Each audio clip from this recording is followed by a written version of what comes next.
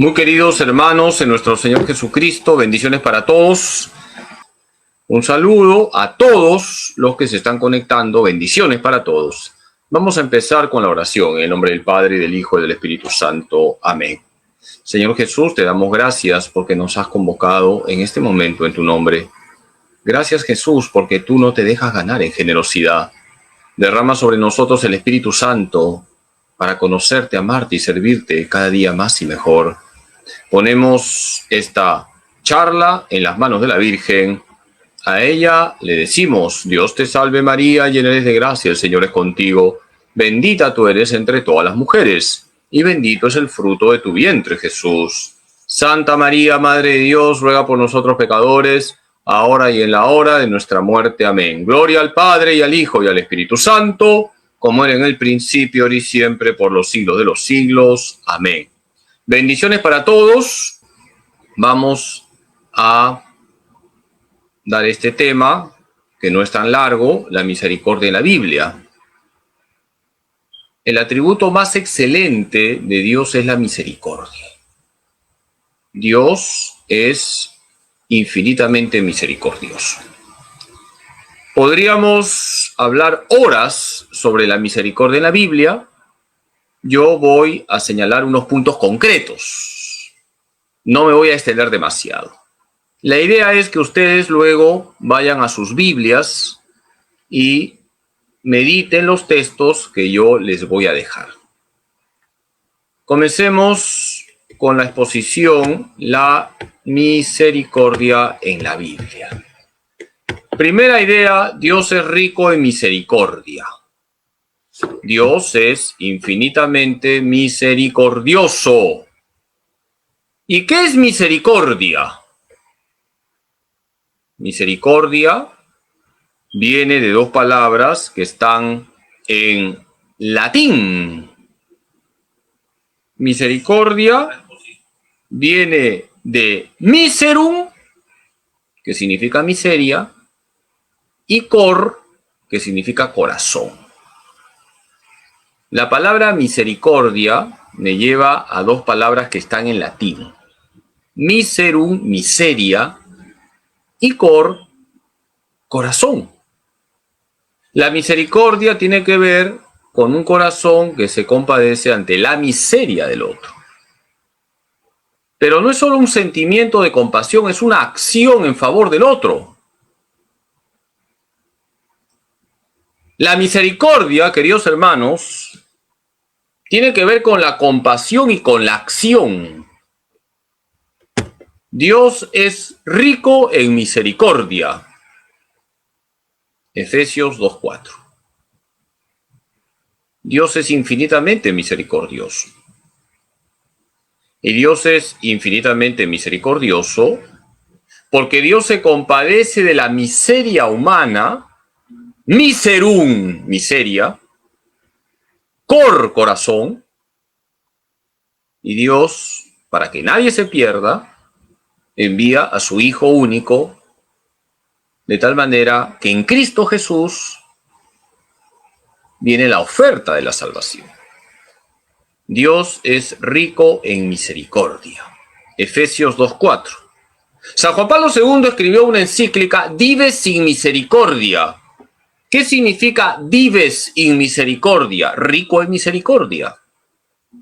En esa encíclica, San Juan Pablo II habló de que Dios es ante todo y sobre todo misericordioso. Una niña le dijo a su papá: papá, ¿tienes 5 soles para darle a un pobre hombre que está gritando en la calle? Y el papá le dio los 5 soles a la niña y le dijo: te felicito, eres misericordiosa. A los 10 minutos el papá encontró que esta niña estaba comiéndose un helado con 3 bolas. Y le dice: ¿y ese helado? Papá, lo compré con el dinero que me diste. ¿Pero no era para un pobre hombre que estaba gritando en la calle? Sí, papá, dijo la niña, estaba gritando helados, helados, helados. Ya se ve que esa niña no era misericordiosa, estaba buscando su propio provecho. Dios se preocupa de los hombres. Dios es rico en misericordia. Efesios 2:4. Segundo punto, Dios muestra su misericordia en su voluntad salvífica. ¿Qué significa esto? Que Dios quiere que todos se salven. Dios quiere que todos se salven. Dios no quiere que alguien se pierda. Por eso Dios envió a su Hijo Jesucristo, para que todos sean salvos. La voluntad de Dios es salvífica. Que quede claro, queridos hermanos, Dios quiere nuestra salvación. Dios quiere que todos nos vayamos al cielo. Dios no quiere que alguien se pierda. Pero hay que colaborar con Dios. Dios tiene una voluntad salvífica. Dios quiere que todos se salven, que nadie se pierda. Y nosotros reflejamos la misericordia de Dios cuando nos preocupamos de la salvación de los demás. Nos preocupamos de la salvación del prójimo, del que está a nuestro lado. Queridos hermanos, hay que preocuparnos por la salvación de los que están a nuestro lado, de nuestros familiares. Dios quiere que todos los hombres se salven y lleguen al conocimiento de la verdad. 1 Timoteo 2:4. La voluntad de Dios es salvífica. Dios, que es rico en misericordia, Efesios 2:4, quiere que todos los hombres se salven y lleguen al conocimiento de la verdad. 1 Timoteo 2:4. Dios quiere que todos se salven. La pregunta que les hago, hermanos, ¿te estás preocupando de la salvación del que está a tu lado? ¿Estás rezando por la salvación del que está a tu lado? ¿De tu esposo, de tu esposa, tus hijos, tus abuelitos, tus nietos, tus hermanos de sangre? Tenemos que rezar por la salvación de nuestros familiares. Eso se llama tener celo por la salvación de las almas.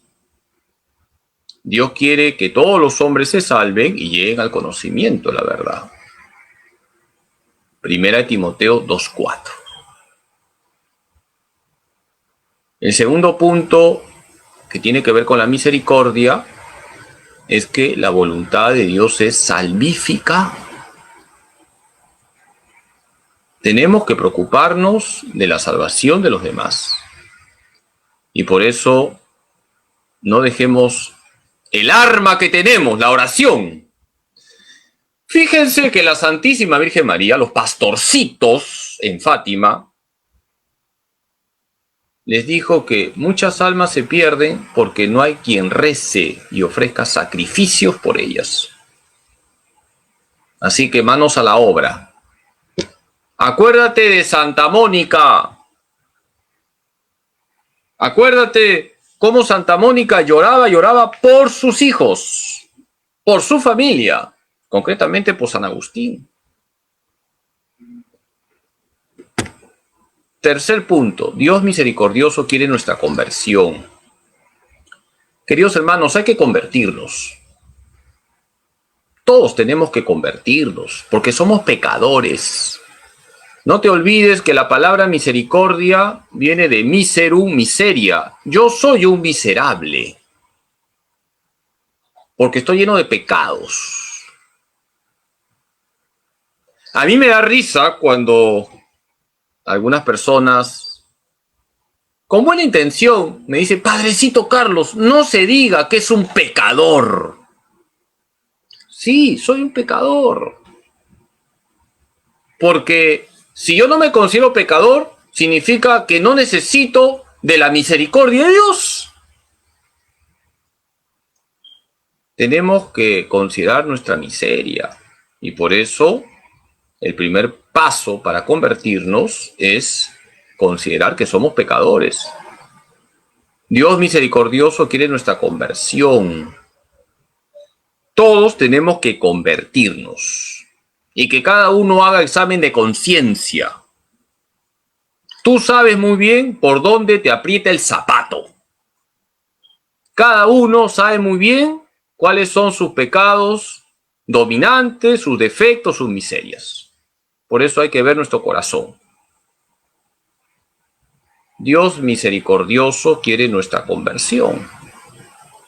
La conversión es un proceso. No solamente es pasar del pecado a la gracia, es también luchar contra los pecados veniales, es luchar contra el egoísmo. No solamente es que ya no cometo pecados mortales, es que tengo que luchar también contra los pecados veniales. Por mi vida, que yo no quiero la muerte del pecador, sino que se convierta y que viva. Ezequiel 33:11. Por mi vida, que yo no quiero la muerte del pecador, sino que se convierte y que viva. Dios quiere nuestra conversión. Cada uno tiene que ver en qué tiene que cambiar. Por eso es muy importante, queridos hermanos, el examen de conciencia. Hay que hacer a conciencia el examen de conciencia. Dios quiere nuestra conversión. Por mi vida, que yo no quiero la muerte del pecador, sino que se convierta y que viva. Todos los días tenemos que convertirnos. Por eso les recomiendo que al final de la jornada, antes de que te metas al sobre, antes de que duermas, haz examen de conciencia de cómo te ha ido en el día. En qué has fallado, pide perdón y mañana vas a poner los medios para no fallarle al Señor en aquellas cosas que hoy has fallado. Por eso, hacer un buen examen de conciencia, con profundidad. Cuarto punto, Dios muestra su misericordia en Jesús. El Papa Francisco dice que Jesús es la misericordia encarnada. Jesús nos muestra a un Dios misericordioso. Jesús es el Emmanuel, Dios con nosotros, el Dios amigo, el Dios cercano, el Dios que siempre perdona. Por eso les invito, queridos hermanos, a que lean los encuentros de Jesús con los pecadores. Contemplen a Jesús cómo perdonaba a los pecadores. Cómo no conmovernos cuando contemplamos a Jesús que perdona a Zaqueo, que perdona a la adúltera, que perdona a la mujer pública, que perdona al buen ladrón, que perdona a Pedro, que le negó 3 veces.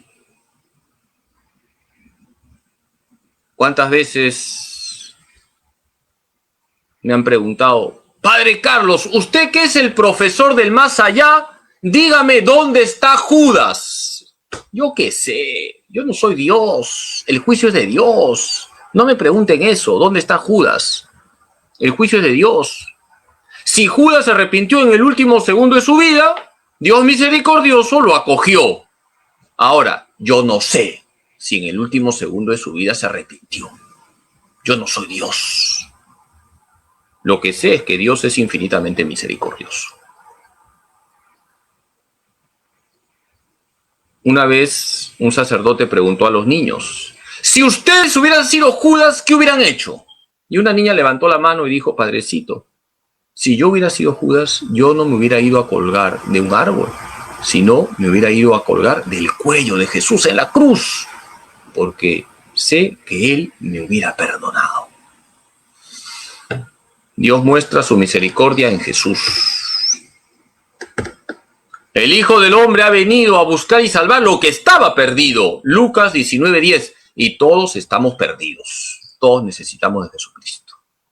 Por eso soy un pecador. Queridos hermanos, necesitamos de Jesús porque todos estamos perdidos. El Hijo del Hombre ha venido a buscar y salvar lo que estaba perdido. Lucas 19:10. Necesitamos de Jesucristo, porque necesitamos de la misericordia. Y Jesús es la misericordia encarnada. El Hijo del Hombre ha venido a buscar y salvar lo que estaba perdido. Lucas 19:10. Quinto punto. Jesús muestra que la misericordia se expresa en el perdón. Queridos hermanos, la misericordia de Dios se expresa en que Dios siempre perdona. Dios siempre perdona. El hombre a veces perdona porque muchas veces somos rencorosos. La naturaleza nunca perdona. Ahorita hay un terremoto, mueren niños, ancianos, mujeres, la naturaleza nunca perdona. Dios siempre perdona, el hombre a veces perdona, la naturaleza nunca perdona. El perdón de Dios muestra que Dios es rico en misericordia.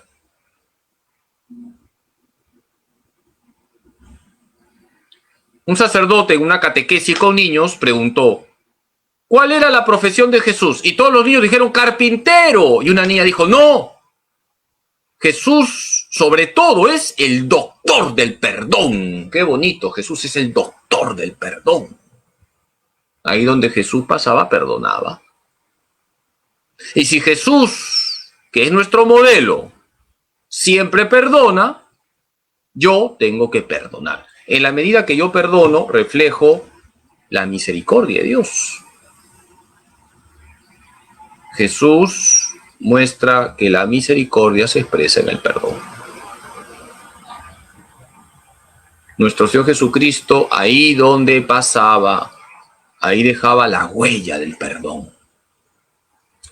Por eso, queridos hermanos, tenemos que acercarnos a la confesión no como quien se acerca a una sala de torturas, sino como quien tiene un encuentro con Jesús misericordioso, porque el Señor siempre nos perdona.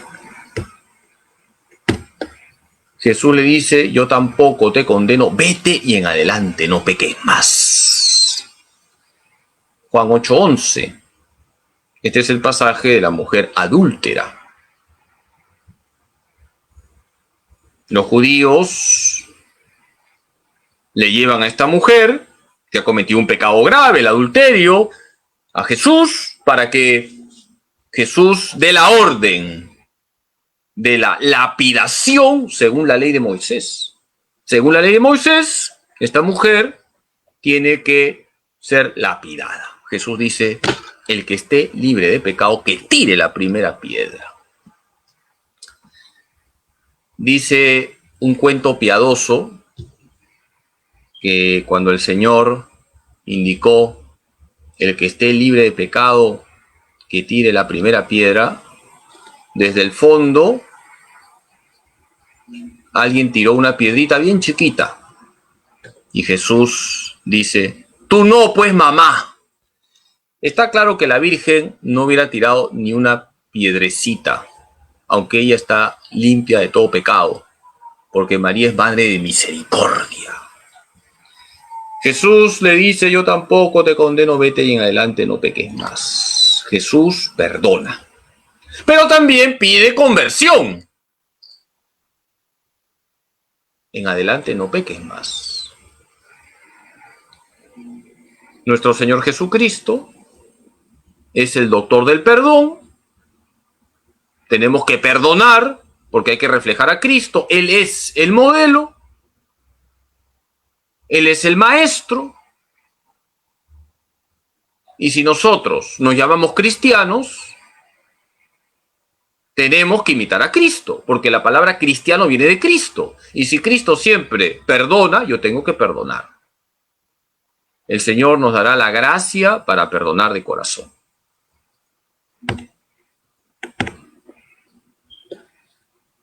Jesús enseña que la misericordia también tiene que ver con las necesidades corporales. Queridos hermanos, somos unidad de cuerpo y alma. No somos angelitos. Los ángeles no tienen corporeidad. Nosotros somos unidad de cuerpo y alma. Por eso las obras de misericordia son corporales y espirituales. Y nuestro Señor Jesucristo nos ha enseñado con su vida que debemos preocuparnos también de las necesidades corporales. Si una persona tiene miseria material, hay que ver la manera de ayudarla. Es verdad que no se puede ayudar a todo el mundo, imposible, pero a alguien en concreto sí tiene que ser receptor de nuestra misericordia. Jesús nos enseña que la misericordia también tiene que ver con las necesidades corporales. Cuando Jesús ve a una multitud hambrienta, estoy hablando del milagro de la multiplicación de los panes y peces, ¿no pasó el Señor indiferente ante esta necesidad? Es más, Jesús le dice a sus discípulos: denles ustedes de comer. Preocúpense, no sean los locos. ¿Qué tienen? Señor, 5 panes y 2 peces. Tráiganlos. Jesús quiere que nos preocupemos de las necesidades materiales de los demás. Queridos hermanos, por supuesto que hay que cuidar lo espiritual, pero también está lo material. Una persona que tiene hambre necesita alimentos. Una persona que sufre frío necesita vestido. Jesús hoy también nos dice: denles ustedes de comer. Y con ello nos está señalando la importancia de preocuparnos por las necesidades corporales del prójimo. Denles ustedes de comer. Marcos 6:37. El hombre es unidad de cuerpo y alma. Hay necesidades corporales y espirituales. Por eso la Iglesia habla de que la salvación es integral. No es cuestión solo del alma. Ciertamente el alma es espiritual y pervive luego de la muerte. También está el cuerpo. Y hay necesidades corporales. Y por eso todos tenemos que ser solidarios. ¿Cuánto sufre una persona, por ejemplo, cuando no tiene trabajo? Es importante que en una sociedad se cuiden las condiciones básicas para que todos tengan las condiciones propias de una vida verdaderamente humana. 7. La misericordia no se opone a la justicia. Esto es muy importante. La misericordia no va contra la justicia. La misericordia asume la justicia y va más allá, pero no va en contra de la justicia. Si una persona ha delinquido, tiene que pagar su pena. Si una persona ha robado, tiene que reparar. Si una persona ha asesinado a alguien, tiene que pagar su pena. Y por el propio bien de la persona está la pena. La misericordia no se opone a la justicia. Por poner un ejemplo sencillo, imagínense que una persona me presta 10 soles. Pasa un mes y yo a esta persona le doy 20 soles. Y le digo: aquí están los 20 soles. 10 son de justicia, porque estoy devolviendo. Los otros 10 son de caridad. Primero está la justicia. Aquí están los 10 soles. Ya estamos parches. Ahora, porque soy buena gente, te voy a dar 10 soles más. Porque soy anticuchito, puro corazón. Hay que cumplir los deberes de justicia. Primero se cumple la justicia. La misericordia es un plus. Si yo te debo 10 soles, te voy a pagar 10 soles. Ahora, si soy buena gente, te daré 15 o 20. Pero vamos primero con la justicia. No saldrás de ahí hasta que no hayas pagado el último céntimo. Mateo 5:26. Jesús dice que cuando hay faltas, hay que pagar las faltas. Y esto es medicinal. Y por eso también existe el purgatorio. El purgatorio existe por justicia. Porque si no hemos reparado aquí, hay que reparar en el más allá. Ustedes han escuchado muchas veces esta expresión. Nadie me quita lo bailado. En el purgatorio se te quita lo bailado. El purgatorio es el ámbito de la expiación, donde expiamos en justicia lo que no hemos expiado aquí. No saldrás de ahí hasta que no hayas pagado el último céntimo. Por eso mejor es reparar aquí, mientras estamos vivos, que en el más allá. La justicia es muy importante.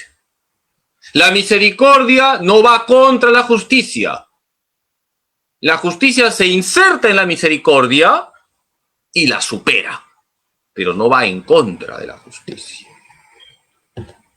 Una persona que ha delinquido tiene que pagar su pena. Sería errado decir, por misericordia vamos a soltar al delincuente. No, que el delincuente pague su pena y vamos a ayudarle por misericordia para que se convierta. 8. Si somos misericordiosos, seremos receptores de la misericordia divina. Queridos hermanos, todos queremos misericordia. Yo he sido varios años profesor de teología y yo me acuerdo cuando estaba en el seminario y era tiempo de exámenes, cuando iba a tomar examen, los que no estaban en el salón que iba a tomar examen me decían, Padre Carlos, masácrelos, sea sanguinario, que haya sangre, masácrelos. Pero cuando luego ellos eran mis alumnos, ya no me decían eso, me decían, Padrecito, misericordia, pon el examen, papayita. Así somos. Somos exigentes con los demás, implacables con los demás y queremos para nosotros misericordia. Si somos misericordiosos con los demás, seremos receptores de la misericordia divina. Así como nosotros queremos misericordia, tenemos que querer misericordia para los demás. Tendrá un juicio sin misericordia el que no tuvo misericordia, pero la misericordia supera al juicio. Santiago 2:13. Tendrá un juicio sin misericordia el que no tuvo misericordia, pero la misericordia supera al juicio. Si nosotros hemos sido misericordiosos, vamos a ser receptores de la infinita misericordia de Dios. Si hemos sido implacables con los demás, hemos aplastado a los demás, hemos sido rigurosos con los demás, ¿con qué cara vamos a pedir misericordia a Dios? Una persona que no es misericordiosa con su prójimo es una persona que tiene un corazón de piedra. Y tener un corazón de piedra significa no vivir la caridad. Y si no vivimos la caridad, entonces llevamos una vida que no agrada a Dios. Número 9. La práctica de la misericordia es lo que nos debe distinguir. Tenemos que distinguirnos por la práctica de la misericordia. Qué bonito es cuando en un lugar hay misericordia, nos tratamos como hermanos, no hay murmuración, no hay chisme, no hay macheteo por la espalda, nos corregimos con caridad. Todo eso manifiesta que es una comunidad cristiana. La práctica de la misericordia es lo que nos debe distinguir. Es nuestro DNI. ¿Cuál es nuestro DNI como cristianos? La misericordia. En esto conocerán que son mis discípulos, en que se aman los unos a los otros. Juan 13:35. En esto conocerán que son mis discípulos, dice Jesús, en que se aman los unos a los otros. Juan 13:35. El DNI del cristiano es la práctica de la misericordia. Ahí donde se practica la misericordia, ahí hay una comunidad verdaderamente cristiana. Y fíjense que la misericordia se expresa con muchas acciones. No se olviden que hay 14 obras de misericordia, 7 corporales y 7 espirituales. Y esas 14 obras de misericordia están para ser practicadas, no para aprenderlas de memoria. No se trata de aprenderse de paporreta, como la tabla de multiplicar las 14 obras de misericordia. Se trata de practicarlas. Y en la medida en que las practicamos, estamos manifestando que somos de Cristo. En esto conocerán que son mis discípulos, en que se aman los unos a los otros. Juan 13:35. Queridos hermanos, que se note que somos de Cristo, porque practicamos la misericordia. El último punto, voy a ser misericordioso y voy a terminar la charla para no aburrirles más. Voy a tener misericordia con ustedes. Jesús nos enseña con sencillez y claridad la misericordia en varias parábolas. Hay varias parábolas que son las parábolas de la misericordia. Seguramente si yo les pregunto, díganme las parábolas de la misericordia, todos ustedes me van a decir diferentes parábolas porque ustedes leen la Biblia. Y les felicito porque ustedes abren sus Biblias.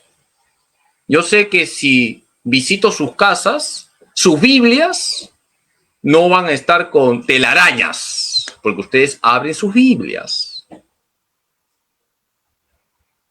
Jesús nos explica con sencillez y claridad la misericordia en varias parábolas. Son varias las parábolas donde Jesús nos habla de la misericordia. Son varias parábolas. Ahí veo que, sobre todo, algunas hermanas se están colocando muy bien Lucas 15. Lucas 15 tenemos las 3 parábolas de la misericordia. Lucas 15 es la carta magna de la misericordia, así se le llama. Lucas 15 es la carta magna de la misericordia, así como Mateo 6 es la carta magna de la providencia. Si nosotros estaríamos dando la charla sobre la providencia en la Biblia, de cabeza, tendría que hablarles de Mateo 6. Mateo 6 es la carta magna de la providencia. Lucas 15 es la carta magna de la misericordia. Aquí tenemos varias parábolas. La parábola de los 2 deudores, Lucas 7, 41 al 43.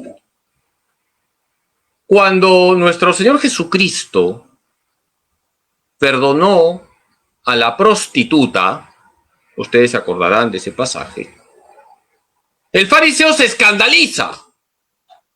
Si este fuera profeta, sabría qué mujer le está tocando. Y Jesús le dice, tranquilo, chocherita, cálmate, paz. Un hombre tenía 2 deudores. Uno le debía 500 denarios, el otro 50 denarios. Y les perdonó a los 2. ¿Quién le amará más? Aquel que debía más. Los 2 deudores. Lucas 7, 41 al 43. Si tus pecados son grandes, la misericordia de Dios es más grande.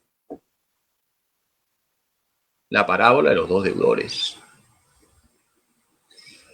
El buen samaritano, Lucas 10, 25 al 37. Qué bonita que es esa parábola, el buen samaritano.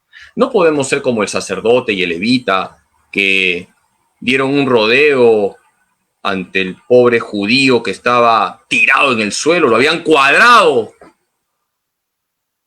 lo habían tirado en el suelo, estaba golpeado, ensangrentado, pobre hombre. El sacerdote y el levita lo vieron, dieron un rodeo y se fueron de largo. Tenemos que ser como el buen samaritano que vio, se compadeció, se acercó, curó,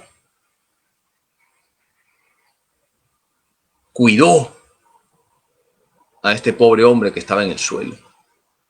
Tenemos que ser el buen samaritano, preocuparnos del prójimo, del que está a nuestro lado. El buen samaritano es una parábola de la misericordia. Lucas 10, 25 a 37. La higuera sin fruto. Lucas 13, 6 al 9. Jesús cuenta esta higuera. El dueño de una higuera va, pide frutos, no encuentra y le dice al viñador, ¡córtala! Y el viñador dice, un momentito, ten paciencia, vamos a esperar un año. Así es Dios con nosotros, nos tiene paciencia. Dios, que es infinitamente misericordioso, nos tiene paciencia, está esperando nuestra conversión. Y Dios nos va a esperar hasta el último segundo de nuestra vida. La higuera sin fruto es una parábola de la misericordia. Dios siempre está esperando nuestra conversión. Tenemos en el capítulo 15 las 3 parábolas de la misericordia como 3 parábolas emblemáticas. La oveja perdida, Lucas 15, 1 al 7, la moneda perdida, Lucas 15, 8 al 10, y el hijo pródigo, Lucas 15, 11 al 32. Repito, Lucas 15 es la carta magna de la misericordia. Y ahí tenemos 3 parábolas. La oveja perdida, Lucas 15, 1 al 7, la moneda perdida, Lucas 15, 8 al 10, y el hijo pródigo, Lucas 15, 11 al 32. A mí siempre me ha cuestionado por qué llamamos la parábola del hijo pródigo a esta parábola si el protagonista es el Padre misericordioso. Deberíamos llamar más bien a esta parábola la parábola del Padre misericordioso. ¿Qué mérito tiene el hijo pródigo si se ha largado de su casa y además ha pedido la herencia? ¿Qué mérito tiene el hijo pródigo si desperdició su herencia con prostitutas? ¿Qué mérito tiene el hijo pródigo si vuelve a su casa porque ya no tiene qué comer? Quiere comer las bellotas que daba a los cerdos. ¿Qué mérito tiene el hijo pródigo? Ninguno. Bueno, sí uno, recapacitó y volvió a la casa del padre. Pero el protagonista es el padre lo está esperando, el padre corre, el padre abraza al hijo pródigo, lo besa, hace fiesta. ¿Y quién se puso triste cuando volvió el hijo pródigo? ¿Quién se puso triste? Se puso triste el ternero cebado porque lo iban a matar y comer. No, se puso triste el hijo mayor, celoso, envidioso. No podemos ser celosos, envidiosos. Si tu hermano se convierte, alégrate. Tenemos la parábola del fariseo y el publicano. Lucas 18, 9 al 14. También es una parábola de la misericordia. ¿Por qué? ¿Por qué es una parábola de la misericordia la parábola del fariseo y el publicano? Además de ser una parábola que se aplica a la oración, es una parábola de la misericordia porque para ser receptores de la misericordia de Dios hay que ser humildes. El fariseo se creía la última Coca-Cola del desierto, se creía la mamá de Tarzán. Tenemos que ser humildes, como el publicano, que se golpeaba el pecho. Señor, ten compasión de mí, que soy un pecador. Queridos hermanos, para recibir la misericordia de Dios hay que ser humildes. El soberbio se cree perfecto, impecable. Por eso no se siente amado, porque se cree perfecto. Y como se siente perfecto, menosprecia a los demás. Tenemos que ser como el publicano, humildes, reconocer nuestras miserias, nuestros pecados, nuestras debilidades, y así vamos a sentirnos amados y perdonados. La parábola del fariseo y del publicano es una parábola de la misericordia. Porque en la medida que reconocemos nuestra miseria, nuestra debilidad, nuestra fragilidad, experimentamos la misericordia de Dios. Lucas 18, 9 al 14. Y tenemos, como parábola de la misericordia, el siervo sin entrañas. Mateo 18, 23 al 39. Seguramente ustedes pueden relatar muy bien, casi de memoria, esta parábola. El siervo sin entrañas no tuvo misericordia con su compañero. Su jefe le había perdonado una gran cantidad de dinero y él no perdonó un censillo a su compañero. Al final lo metieron a la cárcel. Su jefe se enteró y no tuvo misericordia. El siervo sin entrañas es un llamado de atención a todos nosotros. ¿Quieres que Dios te perdone? Por supuesto que queremos todos que Dios nos perdone, pero perdona. Sé misericordioso con los demás. Decía un escritor antiguo, Fray Luis de Granada, que hay que tener 3 corazones. Un corazón de hijo para relacionarnos con Dios. Dios es nuestro Padre. Un corazón de madre para relacionarnos con el prójimo. Es decir, ser misericordiosos con el prójimo, como una mamá es misericordiosa con sus hijos. Y un corazón de juez para relacionarnos con nosotros mismos. Ser exigentes con nosotros mismos. Está preguntando la hermana Helen, un saludo para ella. Padre Carlos, ser misericordioso con una persona que no cambia tiene límites. Hermana, la misericordia no tiene límites, hay que seguir rezando por esa persona, hay que tratarla con cariño, no hay que ser tontos, no hay que dejarnos maltratar, esto también hay que decirlo, es un tema de justicia. Si una persona no cambia, sigamos orando. Tenemos que ser esa gotita de agua que cae sobre la roca y en un momento la quebrará. Si nos encontramos con una persona que no solamente no cambia, sino que está empeorando y que puede ser hasta agresiva con nosotros, oremos con más intensidad, ofrezcamos pequeños sacrificios por esa persona. Hay que darle testimonio. El amor es más fuerte que el odio. La gracia es más que el pecado. Ahí donde abundó el pecado, sobreabundó la gracia, dice San Pablo. Queridos hermanos, les dejo la tarea Mediten estas parábolas, los dos deudores, Lucas 7, 41 al 43. El buen samaritano, Lucas 10, 25 al 37. La higuera sin fruto, Lucas 13, 6 al 9. La oveja perdida, Lucas 15, 1 al 7. La moneda perdida, Lucas 15, 8 al 10. El hijo pródigo, Lucas 15, 11 al 32. El fariseo y el publicano, Lucas 18, 9 al 14. El siervo sin entrañas, Mateo 18, 23 al 39. Queridos hermanos, muchas gracias por su paciencia. Ustedes han tenido misericordia con este pecador. A mí me da risa cuando la gente me dice, padrecito, no se diga pecador, no se diga burro de Cristo, no se diga siervo inútil. Todo eso está en la Biblia. Ahora que estoy dando retiro a religiosas, siempre me presento. Soy el burro de Cristo.